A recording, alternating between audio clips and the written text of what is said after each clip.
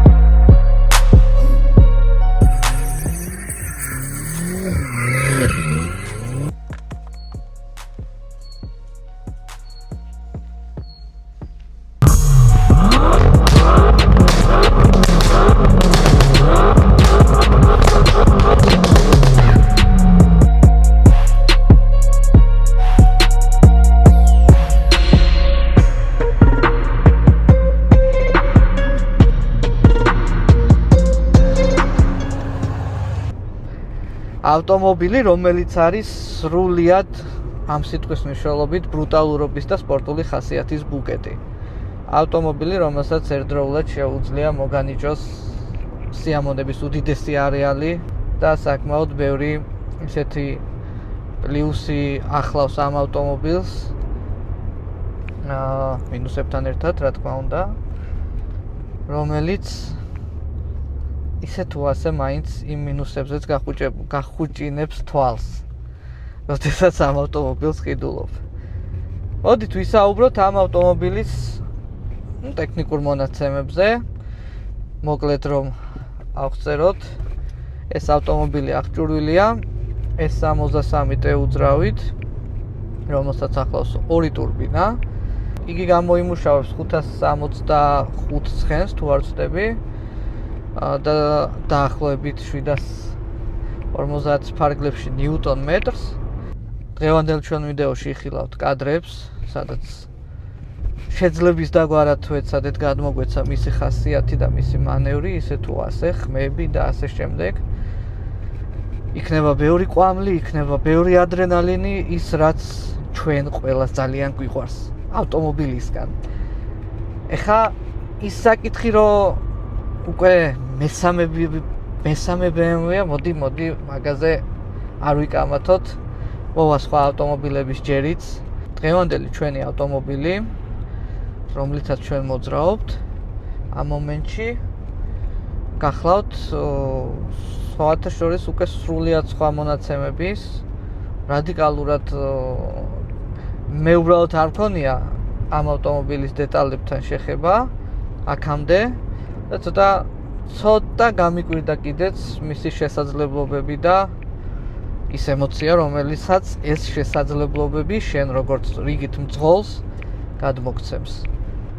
მოკლედ, დღევანდელ ჩვენ ავტომობილს აქვს 700-ზე მეტი ცხენის ძალა და ძალიან ბევრი ნიუტონმეტრი. ეს ავტომობილი დინოზე არასოდეს არ დგარა, მაგრამ ამ ცხენის ძალებს, რომელსაც მე ვაჟღერებ, ეს არის მისი დროიდან გამომდინარე, ანუ 100-200-ის დროიდან გამომდინარე დაახლოებით გეუბნებით. მისი 100-200 არის 7 წამზე ნაკლები. ხო, აი, როგორი შეგრძნება იცი, ერთის მხრივ რო ყიდულობ M5-ს, მაშინ დევს ეს 4x4 ძრავი, რომელსაც 1000 რაღაც ნეგატივი და 1000 პრობლემატური საკითხის მიმიდება, რომ მოკლედ ეს ავტომობილიც და ეს ძრავიც ისევე როგორც ლეგენდები ყველა BMW-ზე მოკლედ არის რაღაც ისეთი ჯოჯოხეთური გადაწყვეტილების მატარებელი ჩვენს ცხოვრებაში, როდესაც ამ ავტომობილებს ყიდულობთ, მაგრამ აქ რო აღარ გამიგრძელდეს საუბარი, ეს ავტომობილიც და ისევე როგორც ხვები არის ყველაფერი მოვლის და რაღაც გარკვეული ფუფუნების საგანი. ანუ რა არის, იცი, აი, როდესაც ამას ყიდულობ, მაგალითად, ჩემი აზრით, ამ ავტომობილს ამ ძრავით F10-ზეა საუბარი, M5-ზე, ხო? ანუ ეს ძრავი, რომელზეც ჩვენ ვსაუბრობთ, გავიგე რომ რაღაც პრობლემებით არის აღჭურვილი, მაგრამ ეს პრობლემები უბრალოდ თავისით არ ჩნდება. ანუ და ისიც კი შეგვიძლია რომ ეს პრობლემები საერთოდ არ გამოვაჩინოთ რეალურად ამ ავტომობილის ყოლისას. ამას უბრალოდ ჭირდება ჯიბეზე 1-2 კაპიკი. 1-2 არა, ცოტა მეტი. დროულის სერვისი ძრავის. მაგრამ მეორე მხარეს რა დგას? მეორე მხარეს საპრიწონე დგას ის სიამოვნება და ის ასე ვთქვათ სპორტული ჟინი, რომელიც შენ გინდა რომ მიიღო ამ V8 ცილინდრიანი ძრავით, ხო? ეს აღარ არის ჩვენი წინამორბედი 6 ცილინდრიანი ძრავები. ეს არის არც inline სისტემის ძრავი არ არის, ეს უკვე არის 90 გრადუსზე განლაგებული ცილინდრები, რომელიც ესე მუშაობს. ძალიან მუშაობს. ამ ვიდეოში კარგად იხილავთ მის მუშაობას და მის იმ რაღაც ბრუტალიზმს, რომელსაც ის გადმოსცემს იმ ადამიანს, ვინც ამას მართავს.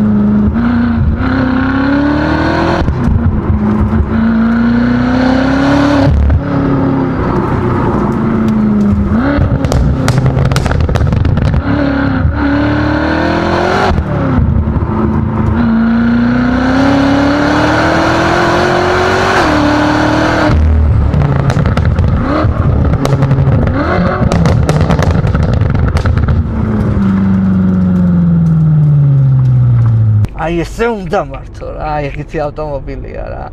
აი ძალიან დიდი არეალი აქვს შეგრძნებების და ემოციების სხვათა შორის. სანამ მე თვითონ კარგად არ ვიარე მთელი დღის მანძილზე დავდივარ ამ ავტომობილით.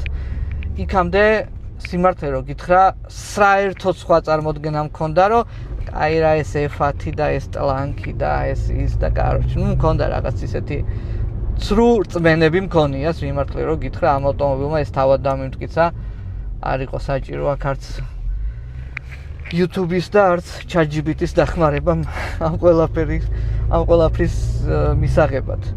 უბრალოდ უნდა დაჯდეს აჭესთან და უნდა გააჭენო ეს 700-ზე მეტი ცხენი ერთად, ერთ ძრავში და ერთ კუზაოში ჩადებული.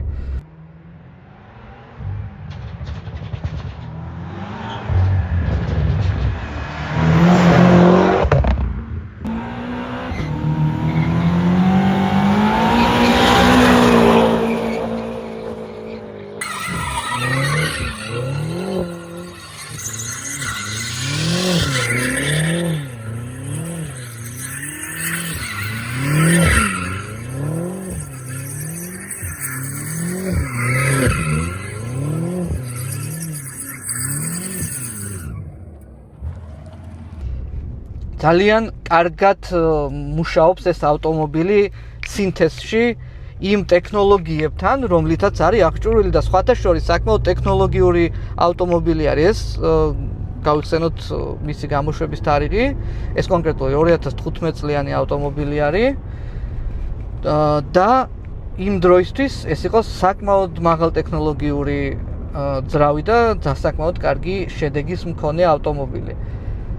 ქარხნულ მდგომარეობაზე მაქვს საუბარი და ქარხნულ მახასიათებლებზე, მაგრამ დღეს უკვე როგორც ეს ავტომობილი დადის ეგრეთ წოდებული ასევე პროგრამული უზრუნველყოფით Stage 2 პლუსზე, თუნდაც Stage 1-ზე, ეს კონკრეტული Stage 2-ია.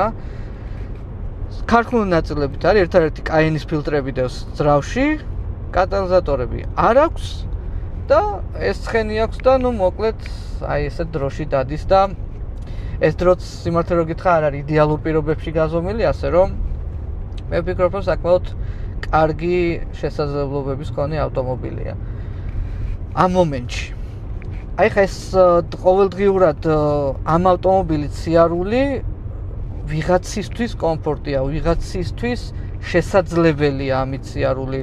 ეხა ვერ გეტყვი, რომ ისეთ წვებზე ვერ ვისაუბრებ, როგორც 6 ცილინდრიან inline ძრავებზე ვსაუბრობდით, გინდა ჩემი ავტომობილი M235 და გინდა M4, ხო?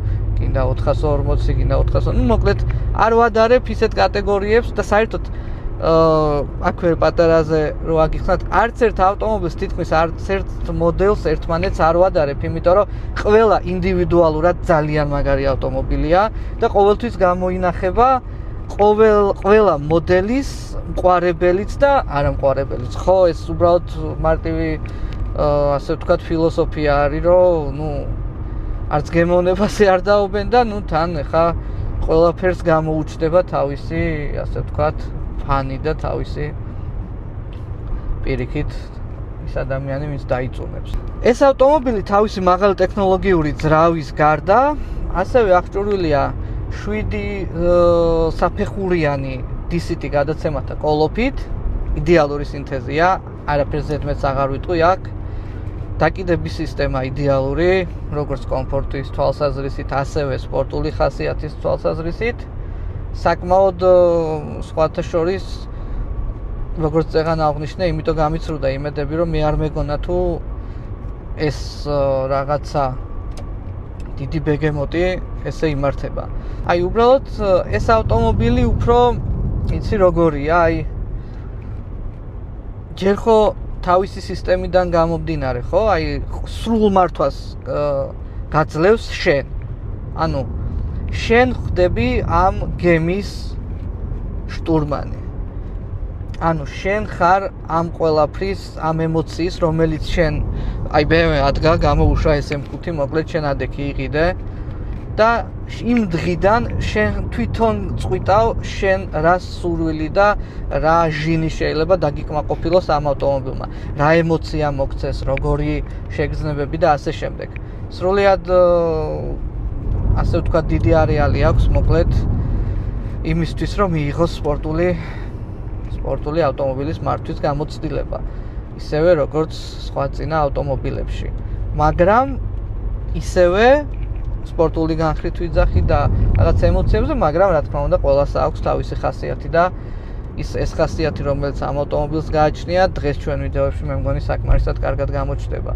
ვიზუალს რაც შეეხება, ძალიან ჩემთვის უსაყვარლეს მოდელი M5-60-თან დაკავშირებით, თუ კი რამე დააკლდა BMW-ს დიზაინში იმ პერიოდისთვის 2014-15 წლებში, როდესაც ეს ავტომობილები შეიქმნა, მე მგონი რომ სრულად და ძალიან ესე ვთქვათ მიუდგნენ ამ საკითხს. იცი როგორ, ალბათ როგორც მაშინ უნდათ BMW-ს ბევრ მოყვარულს. თუ სადმე რამე დააკლდათ წინამორბედში ამ ავტომობილში დიზაინის კუთხით, მე ვფიქრობ, რომ ძალიან სოლიდური და ძალიან ელეგანტური, ცოტა ბრუტალურიც შემოგთავაზეს. ბრუტალური ცოტა, აი როგორი რაღაცა, იცი, როდესაც ამ ავტომობილს უყურებ გარედან, ის ასე ვთქვათ, ელეგანტურობა, ის ბრუტალურობა უკვე მისი ხმიდან, მისი ტარების კულტურიდან გამომდინარე, უკვე ინდივიდუალურად აღიქვავს ამას უკვე ადამიანი, რომელიც ამ ავტომობილს უყურებს და ის ადამიანი ასევე, რომელიც ამ ავტომობილს მართავს. რაც შეეხება ამ ავტომობილის პრობლემებს, ჩვენთან გავრცელებული პრობლემები ძირითადად ის არის, რომ ეს ავტომობილი ჭამს ზეთს, თუ რატომ ჭამს და თუ რატო ხდება ეს ყველაფერი, არც ისე დიდი არეალია მოკლედ ამ პრობლემების, ასე ვთქვათ, გამოწვევი მიზეზების, რაც ამ ავტომობილის ექსპლუატაციას ჩემი მაგაცის და ჩემი მეგობრის ხელში გადის ეს ავტომობილი. მინდა გითხრა, რომ არაფერი არ მოხდა რა, აქ ცუდი. ხო, ეს გავიგე ზეთის მსმელი და ეს სისხლის მსმელი ძრავი გასაგებია, მაგრამ აქ ყველაფერს შველის სერვისი, რომელიც გასაგებია, რომ არ არის IAPS-ი ამონება, მაგრამ არც ისეთი IAPI არ ჯდება ეს ავტომობილი და არც ისეთი IAPS-იანი შეგრძნებები აქვს ამ ავტომობილს, რომ არ ღირდეს ამათ. აი ესე შევაფასებდი ყველაფერს. ეს არის არხი, სადაც მინდა რომ იყოს რაც შეიძლება ბევრი ცხენი. ბევრი ცხენის ძალა, ბევრი თორკი, ბევრი ადრენალინი, ბევრი დრიფტი, ბევრი რაღაც მაიმუნობა და ინფორმაციულად თქვენთვის საინტერესო და ასე ვთქვათ, საჭიროც კი ხშირ შემთხვევაში, როდესაც თქვენ დგებით რაღაც არჩევანის წინაშე, ვიღაცის გამოცდილება შეიძლება იყოს ძალიან პატარათი მაინც, თუნდაც 1%-ით თქვენი რაღაც გადაწყვეტილების მიღებაში დამხმარე, ასე ვთქვათ. რა თქმა უნდა, ყველა თავისით იღებს გადაწყვეტილებას, რომელი ავტომობილი შეიძინოს და ასე შემდეგ, მაგრამ ყოველთვის საინტერესოა ხოლმე სხვისი გამოცდილების მოსმენა და რაც უფრო მეტს მოისმენთ მსგავს საკითხს, მით უფრო კარგი იქნება სამომავლოდ რაღაც კონკრეტული არჩევანის გასაკეთებლად, რაც შეეხება ავტომობილს და სპორტული ხასიათის ავტომობილს განსაკუთრებით.